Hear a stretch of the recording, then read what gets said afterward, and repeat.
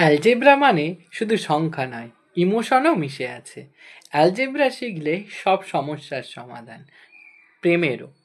আজকে দেখো, যদি x plus y equal to 8 হয় এবং x into y equal to 15 হয়, তাহলে x to the power 4 plus y to the power 4 এর মান নির্ণয় করো।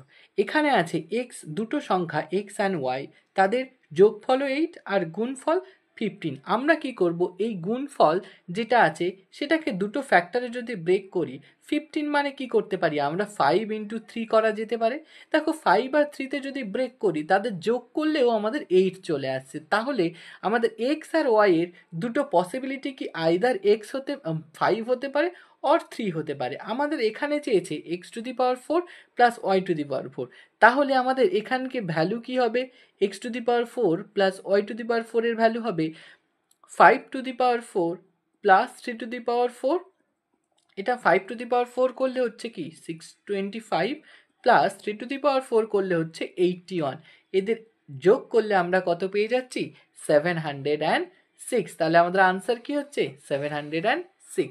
আজকে অ্যালজেব্রার সলিউশনটা যদি বুঝে থেকে থাকো, আমার চ্যানেলটিকে লাইক, কমেন্ট অ্যান্ড সাবস্ক্রাইব করতে ভুলো না। আর এই কোশ্চেনের আনসারটি আমাকে কমেন্টেও জানাতে ভুলবে।